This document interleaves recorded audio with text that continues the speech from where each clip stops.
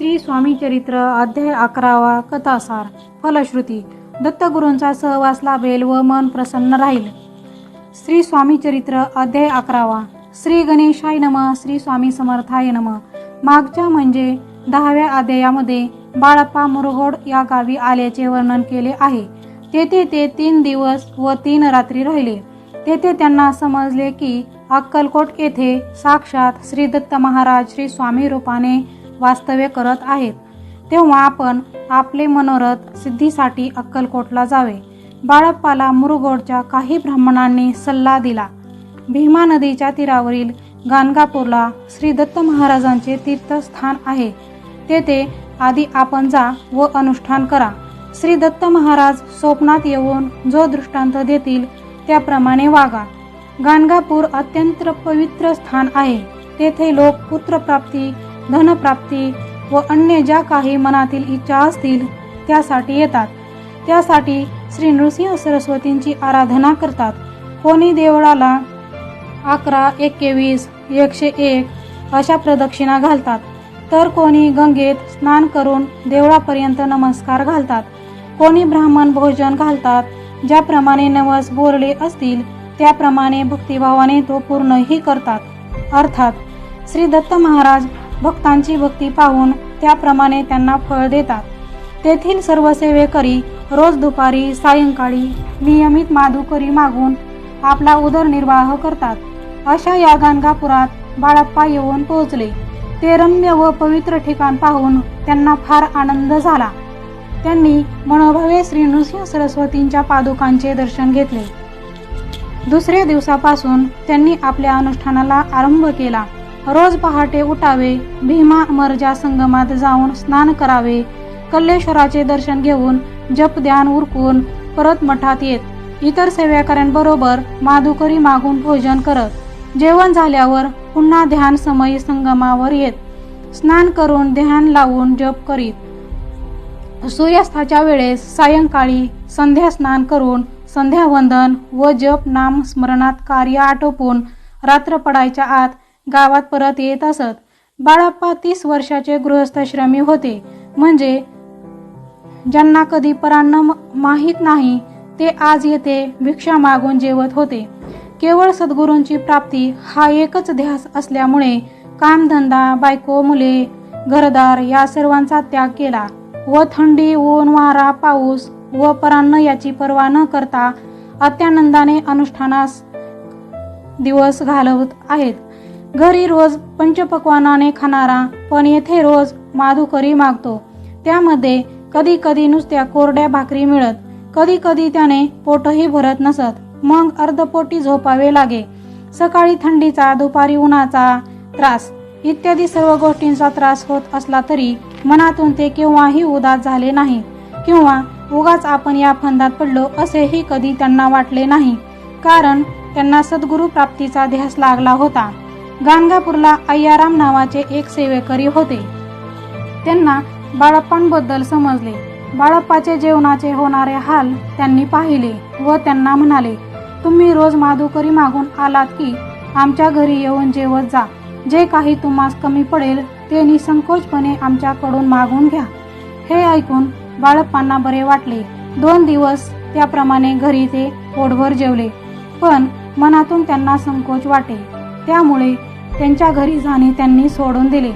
नेहमीप्रमाणे माधुकरी मागून आले की संगमावर जात कोरड्या भाकरीची झोळी नदीच्या पाण्यात बुडवीत, नंतर तेथीलच एखाद्या खडकावर बसून त्या पाण्याने ओल्या झालेल्या भाकरी खात असा त्यांचा दिनक्रम कित्येक दिवस चालू होता। त्यामुळे योग्य आहाराअभावी त्यांचे शरीर कृश व अशक्त होत गेले। त्यामुळे त्यांच्या मनात विचार येत, आपण घरदार, मुले व इतर सर्व सुखे संसाराचा त्याग करून येथे सद्गुरु प्राप्ती करिता आलो खरे, पण अद्याप त्यांची काही कृपा होण्याची चिन्हे दिसेनात। आपले नशीबच खोटे। इतका त्रास आपण सहन केला, उपवास तापवास केले, अनुष्ठान चालू आहे, पण स्वप्नात सुद्धा आपणाला सद्गुरूंच्या चरणांचे दर्शन झाले नाही। याप्रमाणे बाळप्पाच्या मनात नेहमी विचार येत असत, तरी सुद्धा ते कष्ट सोसून त्यांनी आपला नित्यनेम चालू ठेवला। याप्रमाणे 1 महिना झाल्यानंतर एके रात्री त्यांना स्वप्न पडले. स्वप्नात प्रत्यक्ष त्रिमूर्तीचे दर्शन झाले. त्यामुळे बाळप्पाला मनोमन फारच आनंद झाला. पुढे 15 दिवस गेल्यानंतर रात्री स्वप्नात त्यांना दृष्टांत झाला.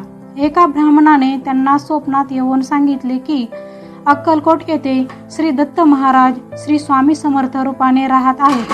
तेथे तू जा, तुझे कार्य सिद्धीत जाईल. हे स्वप्न पाहून त्यांना फारच आनंद झाला व आपल्या दारुण कष्टाचे चीज झाल्यासारखे वाटले. त्यांनी अक्कलकोटला जाण्याचा निश्चय केला. दुसऱ्या दिवशी सकाळी उठले तर अंथरुणाखाली त्यांना एक चिठ्ठी मिळाली. त्यात फक्त एकच ओळ लिहिलेली होती, घाई करू नकोस, उतावळेपणा करू नकोस. ते वाचून बाळप्पांनी मनात विचार केला की आपले अनुष्ठान अर्धवट झाल्यामुळे श्री दत्त महाराजांनी आपणास जाण्याची आज्ञा दिली नाही. म्हणून पुन्हा अनुष्ठानास आरंभ करून ते पूर्णपणे पूर्ण केलं. नंतर ते नेहमीप्रमाणे सकाळी संगमावर प्रातस्नान वगैरे करण्यासाठी गेले. स्नान उरकून कपडे घालण्यासाठी उतरले तर त्या खाली काळा विंचू निघाला. पण हा शुभ शकुन आहे असे समजून त्यांनी विंचवास न मारताच जाऊ दिले. आपली नित्यकर्मे आटोपून गावात भिक्षेसाठी गेले.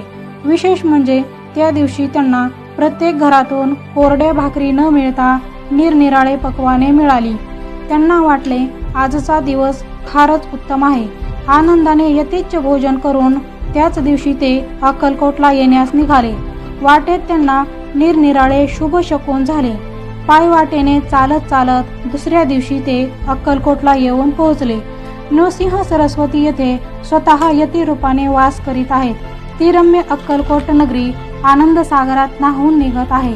सर्व लोक सुखी व आनंदी दिसत आहेत. प्रत्येक जण कोणतेही काम करत असताना स्वामी नामाचा गजर करत आहे. कोणी स्वामींची स्तुती गाणी म्हणून करत आहे. दूरदूरहून ब्राह्मण, मारवाडी, वाणी, मुसलमान, शूद्र इत्यादी लोक श्रींच्याकडे काहीतरी काम अथवा गाराणे घेऊन येत आहेत. राजलोक, विद्वान, पंडित, भिक्षुकी करणारे, नाथपंथी, रामदास, संन्यासी, फकीर इत्यादी प्रकारचे नाना लोक कोठून यांच्या दर्शनास येत असतात. अक्कलकोट येथे घरोघरी असे लोक उतरत असतात. श्री स्वामी समर्थांच्या नामघोषाने ती नगरी अक्षरशः गजबजलेली असते. कोणी कीर्तने करून तर कोणी नाचून गाऊन श्री स्वामींचा महिमा वर्णन करतायत. अशा त्या तीर्थक्षेत्राचा महिमा मी काय वर्णन करणार. तरी अशी आनंदी नगरी पाहून बाळप्पा फार खुश झाले. पूर्वपुण्याईनेच आपल्याला योग्य जागा सापडली व आपल्या जन्माचे येथेच सार्थक होईल असे त्यांना वाटले. बाळप्पा श्री स्वामी महाराजांचे शिवैकरी होऊन स्वहस्ते त्यांची पूजा अर्चा करीत. या प्रसंगाचे वर्णन पुढील अध्यायात आपणास ऐकण्यास मिळेल. अशा प्रकारे 11वा अध्याय येथे समाप्त. श्री स्वामी समर्थ. जय जय स्वामी समर्थ.